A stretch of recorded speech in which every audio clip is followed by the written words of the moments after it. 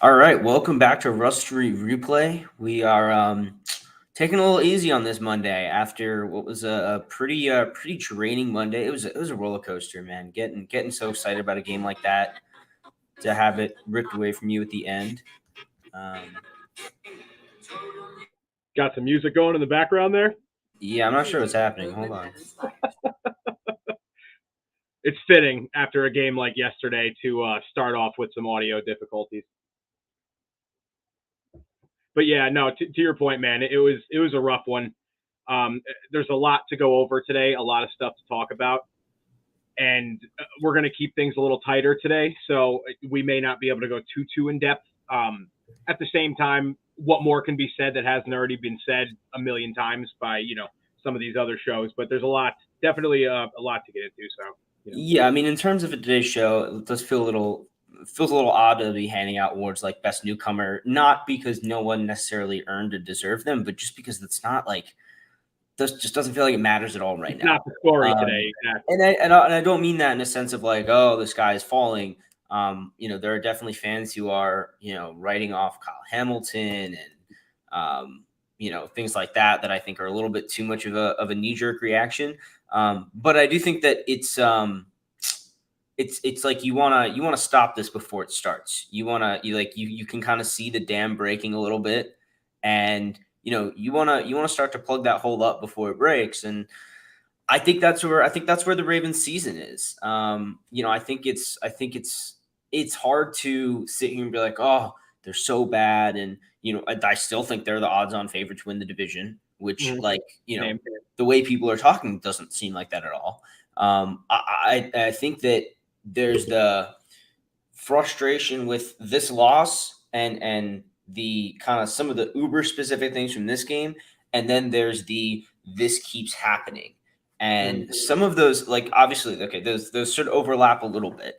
Obviously, there's a lot in this game that's very reminiscent of some of the long term issues that this team has had, but I don't think that, like, the foundation of the team is crumbling, or that the Ravens don't know who they are anymore. And I think some of those, like, it's week 2, like, we got to take it just a little bit easier. Not even like, oh, it's okay that they're not this good, or that whatever, but just like for ourselves. I don't think the Ravens are particularly happy that they lost that game. So yeah, I mean, Well, I think deep one breath. one of our players is at least thankfully seeing the bright side that the other teams in the division lost, and I'm sure we'll talk about that. But Yeah, yeah, I mean, we can get into that right now. I mean, I think that's one of the gripes I've seen a lot is like, oh, Marlon's clowning around. And one is like it's just like he's kind of, in a way, like, he has his own brand beyond just being a football player. He has his own brand. He's obviously working hard in media, podcasts, things like that. So I think one is, we used to only think of all these guys as football players, and they're not just football players. LeBron went to the Lakers to start setting up his media empire, not because, yeah, there's the grand design in his head to be a Laker and whatever, but he was going to LA because he wanted to go to LA, yeah, right? And so understanding that, you know, I don't know, I don't really get that. My work, I have a stressful day at work, my work day ends, and I don't, you know, try not to dwell on it. Like, that's a good thing. It's a healthy thing to do. It's tough when you feel like, as a fan, you're so bought in, but I that's why it's such also, a fine line. It's such a fine line, like between that, like your point, like you said, like caring, coming off like, oh, football is secondary to me. I'm more worried about my brand and me and this and that, while at the same time, like showing that you care and not. I, Maybe I'm just making the mountain out of the molehill. The tweet kind of rubbed me a little bit the wrong way. I will understand, and we've had a lot of like we've talked about it today in group chats and things like that. And I totally see the other side of it, and I'm kind of coming down off it. But especially at the time, I was like, really, dude, like, come on. yeah, it is like a little bit like, okay, almost like it's hard because, like, as fans, I feel like that's what a good amount of us were thinking, like, oh, thank goodness we didn't lose a bunch of ground in the division. Um, I, should Marley be voicing that publicly? Timing and just yeah, Yeah, it's like, I think he's right. I think it's good to see the upside. I also think it's not intentionally designed. Like, I don't think he's trying to troll people and try to get people mad at him. But like I said earlier, there is a brand. There's a, I'm just going to tweet. I'm going to interact with fans. They're going to like it. They're going to not. And that's the kind of player I want to be. I think for, the amount that he talks and like, I don't know if like, he doesn't like talk, like it's hard because he doesn't actually talk that much trash on the internet. It's just like he talks a lot. And so it's hard to be like, oh, you're talking trash, but not playing that well. First of all, he actually played really well. And injured. This is the second part of this. He's also finishing this game injured and is on the sidelines for all of these big plays and probably feels like, damn, if I was in that game, we'd have won it. And so, when it comes to like even coping with that and being, having to deal with that after a game as a player and being like, man, I couldn't be out there for my team. And, that there's an element of like trying to figure out how to cope with that too. And I don't mean that in like the negative internet way of, coping or whatever. I just mean like, yeah, that's tough. And you're sidelined for that. That is really hard. Yeah. I will say though, it's on the other side of that. I think that also kind of is what made people get a little more pissed off about it. The fact that it's like, dude, you weren't even out there, and it understandable, not at all questioning his toughness or anything like that. The guy's hurt, like, but to miss like such a crucial part of the game, a time of the game that was dictated, like you not being out there was a big part of why what happened, and then to come off and fire off that at least the other three teams lost. It felt weird at the time. We won't dwell too much on it, but that's pretty much my 2 cents on it. Yeah, and I think that the rest of the team's reaction is about what I expected. Harbaugh's press conference today was kind of what I was expecting in terms of coming out and kind of just everyone take a breath. Obviously, I'm not happy with this. Obviously, we're not in a good situation, but I mean, losing Steven Means on his first snap of the game it's impossible. I mean, I have so much trouble pointing at this point, especially on the defensive side of the ball, and saying that this or that or one person or Mike McDonald is responsible. I have a hard time blaming a rookie Jalen Armour Davis for that miscommunication. You're rotating these guys in and out. Communication is so key, and they just don't. It almost feels like they just don't have a chance. Like of course you're gonna get beat on deep balls when you're playing 3 rookie defensive backs for the entire fourth quarter. Yeah, you're gonna get killed by those deep balls and these especially when those are the guys across from you. It totally understandable. I mean, you lose Means. You're at the end of the game, so Houston are gassed because there's no one to help rotate them out. You can talk about. I think you're spot on about this when you said it before. You're missing the edge rusher. They didn't do enough there. We'll put a pin in that because I definitely got some things to say about that. But yeah, continue. But like you look at the position that defense is in at the end of the game, you're just like, oh my god, what else? Like what else is going to happen? It feels foregone. It's inevitable. Like our buddy Jake at Baltimore Beatdown put up the article. I think it was Jake and just said, or no, I'm sorry, Jonas Schaefer. I'm sorry, I'm mixing up my people here. I was reading everybody's stuff today. Yeah, Jonas Schaefer said it just felt inevitable, and it really freaking did. That was the worst part of it. It was just like you're bleeding out. You got stabbed and you're bleeding out, and you just know it's coming. It's just like, oh my god, man, that was definitely the worst part of it. Yeah, and so I think. And where that takes my head at least is, okay, so we know what happened with the defense in the fourth quarter. The offense, and this is the maddening part, played a really good game. And I think it's worth noting that Devin Duvernay scored 7 of those points and not the offense. So I don't think it was a lights-out, domineering offensive performance the way people said. But this, again, like last year, was the offense missing the mark in these crucial situations when – God, you need a yard for a first down. And, I rewatched the whole game today. And, one thing I noticed was just like our running game being built around Jackson takes away the advantage of Jackson when you're just stuffing the ball in the running back's belly. Yeah. and seeing them do that twice in a row on like 2nd and 1 and 3rd and 1 or 3rd and 1 and 4th and 1 or whatever early on was like, yeah, we're like I see how we lost this game. Yeah. It was. Oh no, I didn't know if you were done there. I was just gonna say, yeah, it's very frustrating to like. It all kind of boils back into what everyone on Twitter has been talking about over the last 24 hours. It's the lack of production from the backs and the almost unfathomable like discrepancy between the ability to pass block and the ability to run block by this offensive line. It is like, how are you so good at one aspect and just so beyond atrocious in another? It's really like mind blowing to me. But it's the play calling, it's the players, it's literally everything. It's kind of unfathomable. I don't know where, besides from like JK and Gus coming back and eventually just like getting right back to where they were. I don't know what the fix is. So, I mean, this is kind of what I want to get to in this pod for sure was the where do we go from here, right? And the defensive side, I think we'll get to that in a little bit because I think that is more of a personnel question than than it is on offense.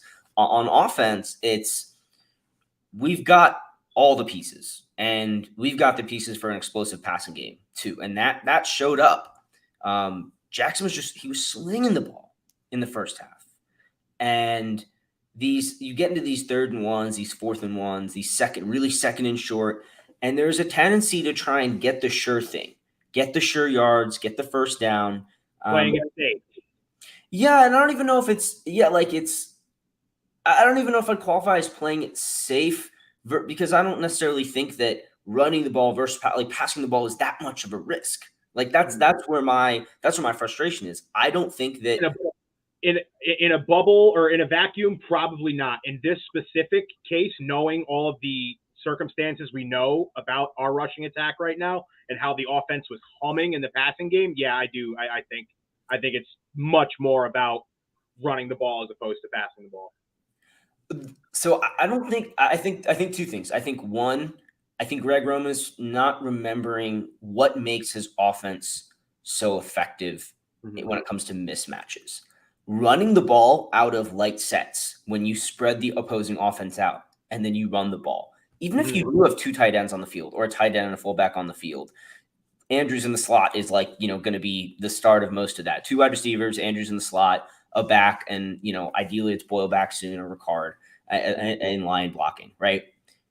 Run the ball from those kinds of formations. When you get mismatches, start to force get linebackers on Mark Andrews. Yeah. Defenses decide if they're going to commit to stopping, Mark Andrews blocking on the edge or Mark Andrews coming out running around. Like, I just think that what makes this offense so effective is just getting mismatches. And it just feels like we've completely gone away from that. It feels like we bring in heavy personnel. It screams run. We run into a big pile and we get 2 yards. Well, that's it. I was going to say it's another big part of it is the way that they would keep teams off balance because you weren't really sure what they're going to do. Now, because they've recommitted so much to the 3 tight ends and we're going to be heavy all the time that it becomes obvious and it makes the field so much smaller. It's like you're forcing Lamar to run in a phone booth because everyone's just jammed together at the line. And sometimes that's beneficial. Like sometimes you can kind of get, if you can set that edge and everything's all in the middle of the field, then yeah, you're doing good.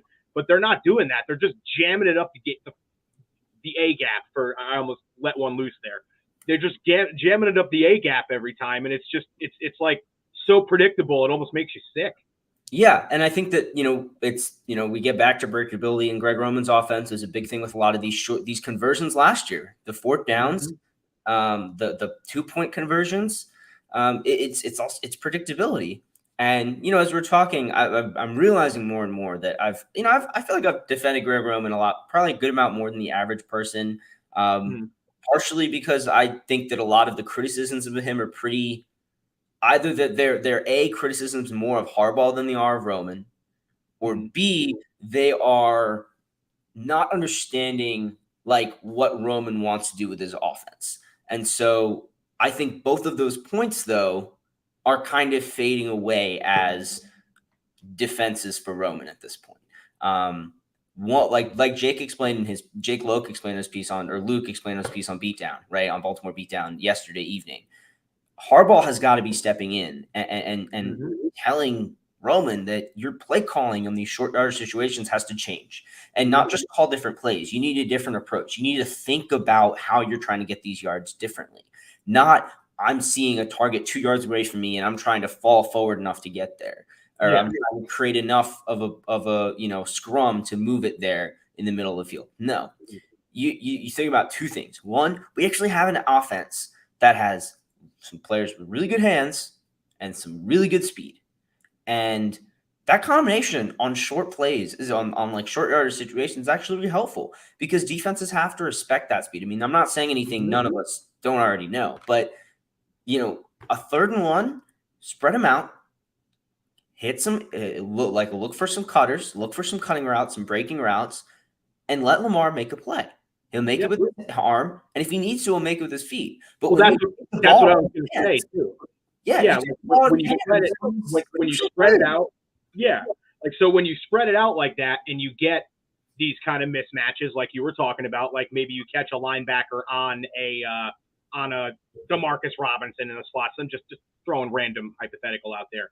You're also creating more running lanes for Lamar. So if he does have to cut it up and turn it up and get a yard, it's going to be a lot easier than just running up the ass of some 300-pound guy and hoping Pat Ricard pushes you from behind and you get forward enough.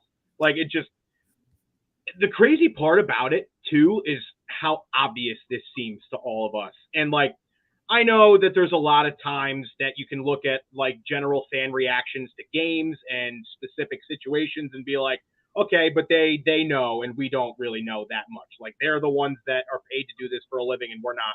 But this is like universal. Fans, pundits, everyone is saying it today. Like, it just, I don't get it. I don't know. Yeah, just one thing that popped up on my feed just now: Ravens cut Kyler Fackrell from their practice squad. R.I.P.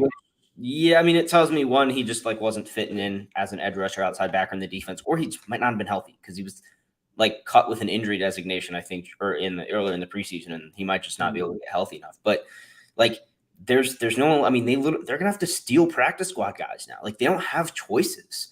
It's I was just writing, like, it's got to be Devon Kennard is like the one guy I'm thinking of. It's just like, is he great? No, but he can like relieve Houston for some snaps, and just he's played and he's been active these first 2 weeks. He's played. So he's healthy. He's got some reps in him from the preseason, the regular season. You just have to kind of do it with someone. And I don't think there's really another player with nearly as much like outside linebacker experience on a practice squad right now. Certainly not available. I don't think Pierre-Paul's healthy enough to play football. And I just don't think there are no other options in the free agency market. There were very few in free agency this year. I'll add, there were just not that many. We've talked about Zadarius Smith and all the stuff that went down, but beyond him, it was a lot of like pretty mid to low tier options that just like I think we said back then they wouldn't move the needle. I don't think they're moving the needle now, but I think I feel a lot better about the whole situation if that we had made. I know Mike has brought up Quan Alexander a number of times, and like that's one that kind of stands out as low cost, low risk. Pretty solid move to have made. So I don't know. We'll see. It's like, it's at the point now, and this is crazy, and this sounds like this is going to be the most casual fan sentence I ever uttered. We just want people that we've heard of. Like, you know what I mean? That's like the point of the bottom of the barrel we're at. Whoever they bring in, if anybody, because they didn't work out anybody today, and I don't know why you wouldn't, but I would like to have heard of the person at least, because if people like us have never heard of these guys, they're probably not going to come in and do anything. Like, it's a tough spot. And I guess we can kind of get into the edge rusher thing as a whole here, because I put up a tweet before, and I know you saw it, about Kyle Hamilton and how people writing him off after 2 games is very ridiculous. Like, very stupid. But at the same time, it is not stupid to question, should the Ravens have really spent the 14th pick in the draft on their deepest position when you had 2 potentially premier edge rushers there in Jermaine Johnson and George Karlaftis? Hindsight's 20/20. I get it. I was excited for Hamilton being drafted at the time. All of us were. And that's still not to say we shouldn't be excited about him going forward. But, you know, when you open your cupboard and you've got 10 plates in there and you've got no forks, are you going to go out and buy 5 more plates? You know, even if that plate is plated with gold. You know what I mean? It's like, shit, I got no forks to eat with. Like, you know what I mean? Yeah, I think it's tough, partially because, I mean, my short answer is they still should have stuck. Like they stick with Hamilton. I stick with Hamilton every time. Really? Yeah. So here's why. 2 things. One, suppose like Clark or Williams gets injured really early, and we're just saying this about safeties instead. We're just having the same conversation about safeties.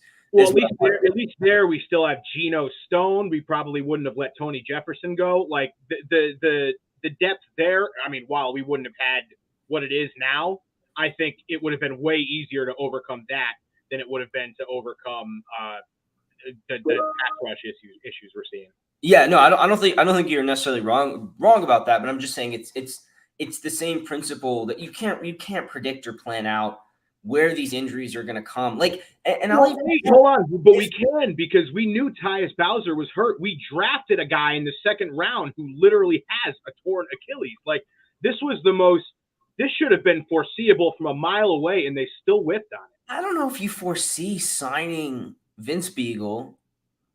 Has it is ready to make the roster, be a 3rd pass rusher. Means would then be your 4th. Dalen Hayes can't play football. Like, I feel like they had 5 guys coming into the year. They should have had the Owen Houston as their clear starters. You got Beagle as a rotational guy. Hayes is trying to get into the NFL swing. And Means was a just solid vet guy to have on the edge. Again, these aren't needle movers, but I don't know what upgrades could have gone, and B, honestly, you look at the depth at edge and safety coming into camp, and it's not as different as you think. It's just because Beagle got injured so early, we never really had him. Hayes, I guess no one really knew. Like, I still don't think anyone really knows what happened with Hayes. But I think, I don't think it was that. I don't think it was that foreseeable. And then the other thing with Hamilton is where the league is headed defensively. I actually think it was incredibly important for him to take some lumps, and the rookies too, take some lumps against Miami, because we're headed to this 60 back, heavy dime, 3 safeties kind of thing. And if anything, Sonny was a great example of why that's the future and why it needs to continue to head that way, because just speed absolutely kills. And when you're putting the pressure on your cornerbacks, just keep up with the fastest guys in the league instead of bracketing, you're also taking away the ability of cornerbacks to try and make plays on the ball too, because they are just worried about trying to keep up, not get their heads around in time to make a play or undercut a route. They're just trying to keep from being beaten over the top. And so I think that it was kind of a weird perfect storm for him not to be the perfect pick for the team, but certainly worth the 14th pick in a way that, again, I don't think anyone else was. Like, all 14 of my top 14 players are off the board, or 13 of my top 14 other than Hamilton are off the board. I don't know what else you do there.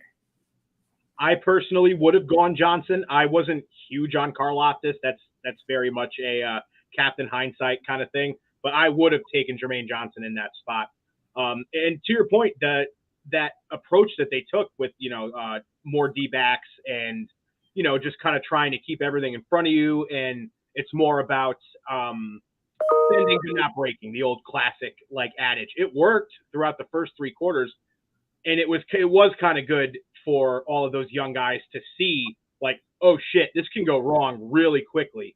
If we're not communicating from the rip, a 21-point lead evaporated right before our eyes in 1 quarter of football. They put up 28 points in 1 quarter. It can happen that quick with the best offenses in this league, and now they all know that. So hopefully it'll be a good wake-up call for them. Yeah. So I'm trying to go through make sure we hit the stuff that we wanted to talk about. We talked about. You want to talk about McDonald at all? Yeah, I was going to say that's kind of the next thing of McDonald and he's a new DC. Mm-hmm. I don't as much as college offices mimic modern NFL ones. I don't think he faced an offense like this as a DC last year. I also think it's really hard to point fingers at McDonald when it seems like at least 2 of the touchdowns were just communications blown coverages. Yes, he's got to coach that up, but at a certain point, you make the play call and the player's got to execute. True. And that's when, like we said earlier, that's when Marler rotating out, having these new guys in hurts, because it's not just the communication; it also changes how you call, because you can't leave Armour Davis and ISO, the way you might be willing to with Marlon Humphrey. No. And it changes how you call your game. But and again, I certainly don't mean this as like, oh, McDonald is too young and too inexperienced, but these are learning lumps. These are I think things that you learn over time as a coach in this league. I don't like, obviously I couldn't do it. Like, I'm not trying to act like that either, but I think that it's kind of a learning lump of, okay, just because you're swapping in, you're swapping a guy out, swapping another one in, that has to change the structure of your coverages on the back end. You don't really need to do that on the D line in the linebacker, as much, but with your secondary, when you're rotating guys in and out like that, it does need to change what coverages you're calling and who you're giving help to, and even where that help is coming from. Is Hamilton the over-the-top help for Peters and Williams the over-the-top help for the rookie, or is it vice versa? Because then it's rookie, and there's just a lot more that could go wrong there to me. Well, so that's what it was on the play that Jalen Armour Davis broke up, and it's kind of like interesting because I don't really know if that was on Hamilton or if it was on McDonald, because both safeties were up at the line of scrimmage, and then on the snap, both of them instantly took off backwards. But it seems like that'd be a really stupid call, to your point, when you have Jalen Armour Davis isolated on Tyreek Hill on the left side. So I don't know if that was just Hamilton being in the wrong place or if it was just a blown call. Yeah, and so I think that I think he'll be fine. I'm not really worried about. I think adaptability is one of the big things that I was excited. Big reasons I was excited about McDonald coming in. He knows how to change his game plans, and I think he's going to learn for it. I think we have a very young team. I think it's also worth reminding people that we've had, I feel like, a lot of roster turnover the last few years, and I almost feel like this is kind of about to be a new era, like long term, of Ravens, even the first few Lamar years. But I think now this second, question marks about his contract aside, the kind of second tier of Lamar, where it's okay, all of these veterans that were with the team in the mid 2010s are all gone, and it's there are questions about leadership. I think they're a little overblown when people are complaining that no one's running around the locker room yelling at players about towels. But I also think that there needs to be new Ravens leaders for a new era, and I think that there are absolutely guys that have that potential. I, for one, think Rashad Bateman is already that dude. TM, like he is. He's like maybe one of the biggest leaders on the offense already. And so they are. They're kind of looking for that on the defensive side of the ball. And I think that McDonald is going to have to be the one to kind of bring that all together. And it's tough. He's young. He's younger than some of the players, I feel like. He's pretty young.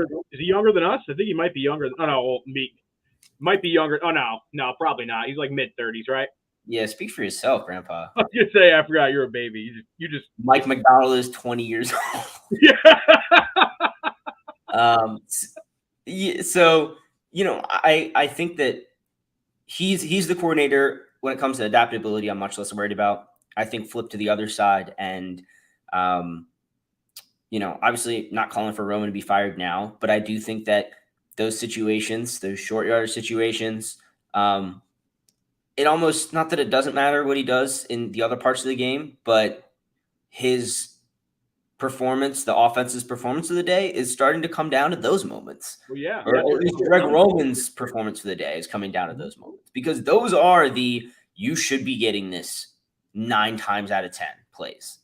Exactly. Like Lamar Jackson's your quarterback, dude. Like you have to almost try to not have offensive production from the first whistle to the last one. It's about those situational moments where, especially, like, that's what you are brought in for. And again, we have been a pretty pro-Roman show up to this point. But if we go into Foxborough on Sunday with that Patriots front four, which is pretty much the only good part of their defense, and we're running up the A gap on 4th and 1 again, yeah, he probably shouldn't have a job on Tuesday.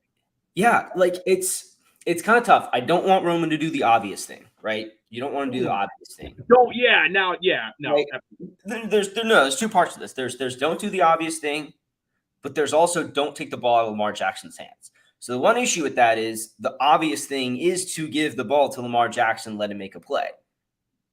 Sure, but that's not been Roman's pattern, and so I think he needs to break that pattern. I think teams are getting lulled into the ball being out of Jackson's hands on plays like that. Like they're not like they didn't even run like QB power on those plays, and QB power is like the bread and butter short yardage play. Literally. Even if that's like if you're going to be predictable in a way that keeps the ball in Lamar Jackson's hands is what I was really trying to say 20 seconds ago. That like if you're going to be predictable in a way that's deadly and dangerous, not in a way that's taking the ball out of the hands of your best player. Not in a way that's Mike Davis. Yeah. I don't even want to get into Davis. The running backs been disappointing, but like you said, the run block pass block discrepancy. I think the other mistake Roman made was not getting more zone concepts into his playbook. I think that's gonna bite us because again, it's predictable. Teams are looking for these gap blocked plays. They know how they're blocked and they are simpler to execute. But that means they're also a little simpler to beat. I think that, you get one missed block and it's over. I think zone, I mean, I guess it's kind of the same for zone, one missed block, one or the other, but I think it's easier to force those missed blocks in gap than it is zone when you know it's coming. And so, I think I still think the offense will be fine overall. But then you get to the playoffs and it's like, honestly, what Lamar was saying in the locker room about it's not the old Ravens, need to stick with passing the ball. He's right. When it comes to riding the hot hand, if the passing game is working and it's 2nd and 2, I don't really care. I'm just going to pass the ball. Yeah. This is a good team. This is actually a really good passing team. It's a good pass protecting line. Really good. So ride it. He talks about riding the hot hand with his running backs. And I'm like, you are not riding the hottest hand on your team. That was a really weird thing to say. Yeah. It's like, what if none of them have? What if they all have circulation issues? Because that seems to be the problem because their hands are freezing. The hottest hand on your team is always going to be one guy. It's Lamar. Yeah. Ride that hot hand.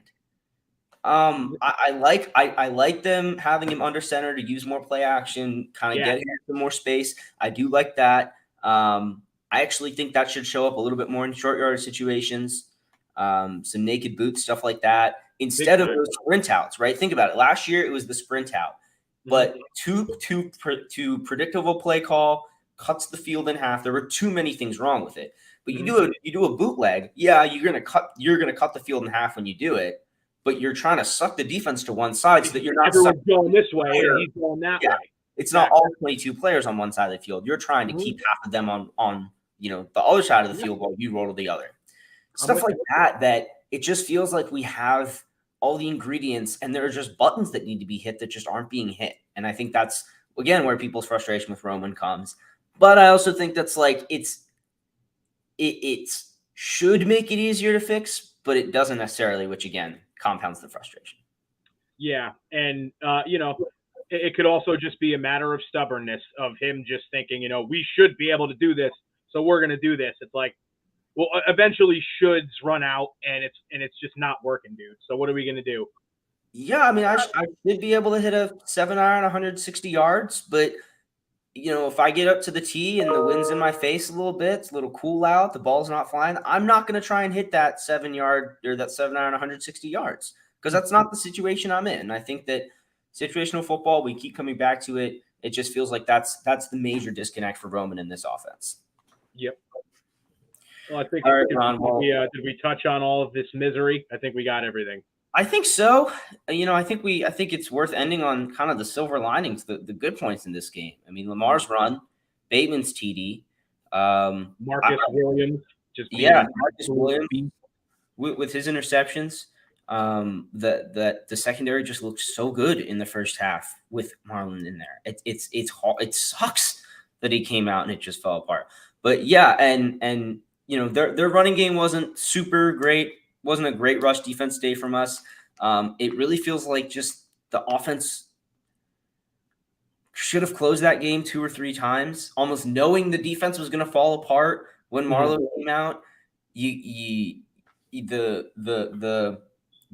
kind of incongruency between the disconnect between we got to chew clock, but we can't run the ball effectively. Exactly. Pass the ball. Dudes will get tackled in bounds a fair amount of plays. I know the ball can hit the ground, the clock can stop. That's like, I believe me, I get that. But if it's not working, and your passing game was working, Lamar had all day, and he was doing these things. And I need to watch the All-22 film to figure out like what it was. But he's doing these things. He's doing all these subtle manipulation of the pocket. He's doing a really good job of being a pocket passer, and it's almost like just like I was saying, ride that hot hand. I mean, if you're going to be that predictable as they were in the rushing attack anyway, you may as well just do the same thing and be predictable, but be predictable in the passing game. Shit, have the outside guys run slants, have the tight ends run 3-yard curls. Like, honestly, you have a way better chance of succeeding with that, with Bateman and Andrews and all this, than, and again, not to keep shitting on him, but Mike Davis, like, just being a shell of a football player. Yeah, and it feels like there's either enough room for a running back to make, one more cut and get 4 to 5 yards, or they're just going right in at 1 or 2. But it still feels like those gash plays. Justice Hill had one that he actually didn't cut upfield very well, but that's beside the point. It just doesn't feel like they have the room to operate. And we get back to the personnel, too many players, too much density around the line of scrimmage. You're not giving players room to work. And when you switch to the passing attack and you spread the ball out, it just does so many more things for the spacing in your offense. You just keep the ball in Lamar's hands. Every play that he's passing, Lamar Jackson can gain yards by throwing the ball or by running it. But every single time you hand it off away from him, he can't do either of those things. And so, 2 years ago when you're getting 6 yards of carry from your running backs, I don't really care. But you're not getting that now, and you're not getting the blocking from your offensive line, and that's where the changes has to be. We're supposed to be talking about positive things. I was just going to say, it was so bad we even tried to end on a positive. It's tough because the team is so good. It's like this pristine ball of clay that is just like slightly misshapen, but in like 3 crucial places. And a couple of those, I'm pretty certain can Greg Roman just sticks his finger into it. and it's like there's you have what you need. You have the personnel to pass out of heavy sets and to run out of light sets and to force these mismatches and don't let the defense know what's coming. And instead, it just feels like they're like, oh, well, we know what works, so we're just going to do it until it works. And that is not how it works. No. All right, I think that's a pretty solid way to end this pod. It was good chopping you up with you. I feel better alone just having broken it down with my guy because I think it's a long season, and there is a lot of talent on this team. One of the reasons we're so frustrated is because the potential is there, and we can't forget that because that's the end. That's the end goal. They're trying to get there. They're going to have to take these lumps on the way. Every good team does. Let's just hope they got it out of the way now. Yeah, that's the other thing. Hopefully this is the early loss that really wakes them up. Hopefully they don't have to do this more times this season, because if they do, that's when I start to get concerned about things like the playoffs. Amen. But for now, I think they take their lumps. All right, Ron, we'll be back potentially this week for a quick preview of the next game. If not, we will see all of you after the Ravens' next game after the Patriots. Have a good week.